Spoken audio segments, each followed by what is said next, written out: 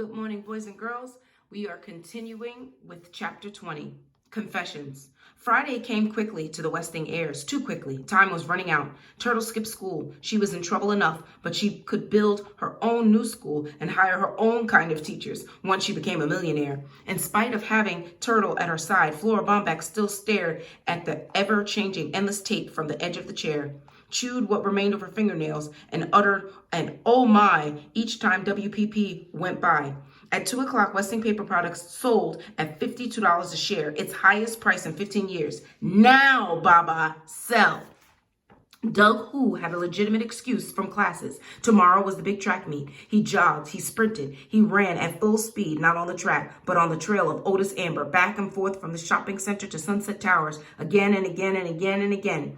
Hey, this is a new direction. Otis Amber parked his delivery bike in front of a rooming house and went inside. Doug waited, hidden in a doorway across the street, and waited. People came and went, but no Otis Amber. Doug jogged up and down the block for 2 hours. Still no sign of Otis Amber.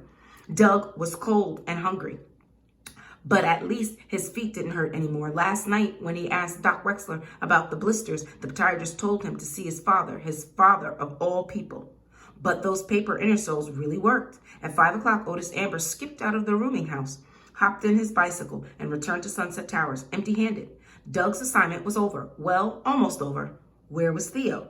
Theo was being patched up in the hospital emergency room after a slight miscalculation in his solution experiment.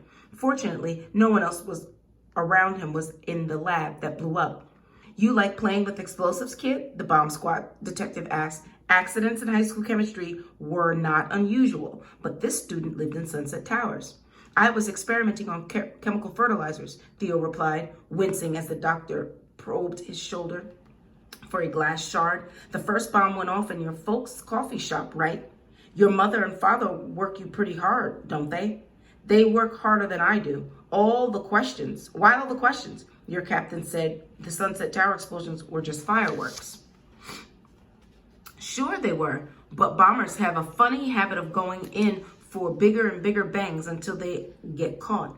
Theo had an alibi. He was nowhere near the Wexler apartment the day the third bomb went off. The detective grunted in warning about careless chemistry, but Theo had already learned his lesson. Ouch. At last, the coffee shop owner himself delivered the order up. The judge came right to the point. Mr. Theodorakis, tell me about your relationship with Violet Westing. I have reason to believe a life is in danger, or I would not ask. It was a question he had not expected. I grew up in Westingtown, where my father was a factory foreman. Violet Westing and I were what you'd call childhood sweethearts. We planned to get married someday when I could afford it, but her mother broke us up. She wanted Violet to marry somebody important. The judge had to interrupt. Her mother? Are you saying it was Mrs. Westing who arranged the marriage? Not Sam Westing? George Theodorakis nodded. That's right. Sam Westing tried to involve Violet in his business. I guess he hoped she'd take over the paper company one day, but she had her heart set on being a teacher. Besides, Violet didn't have any much sense. After that, her father never paid her any attention. Much attention. Go on, the judge held the witness in her stare. The subject was becoming painful, and Mr. Theodorakis faltered several times in telling. Mrs. Westing's handicap, that politician probably figured the guy would end up in the White House and her daughter would be first lady. But Violet thought he was nothing but a cheap political hack, a cheap crook. Violet was a gentle person, an only child. She couldn't turn against her mother. She couldn't face marrying that guy. I guess she couldn't find any way out except Mrs. Westing sort of went off her rocket after Violet's death. And it was a long time ago. Thank you, Mr. Theodorakis, the judge said, ending the interrogation. The man had a different life now, different loves, different problems. Thank you.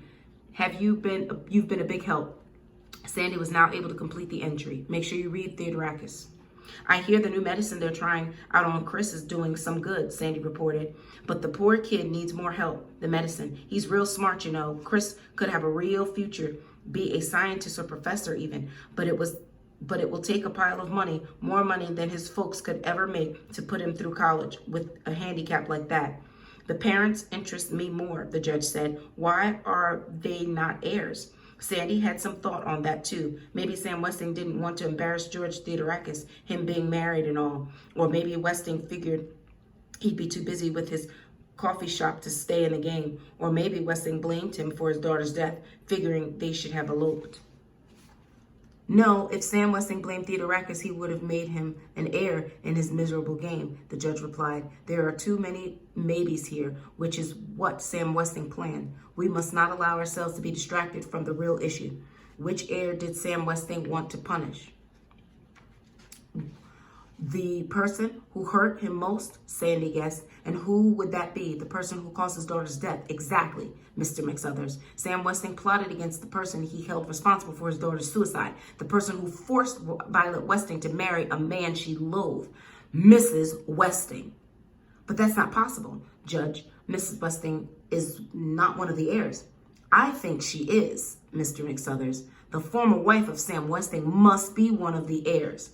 Mrs. Westing is the answer, and whoever she is one we have to protect.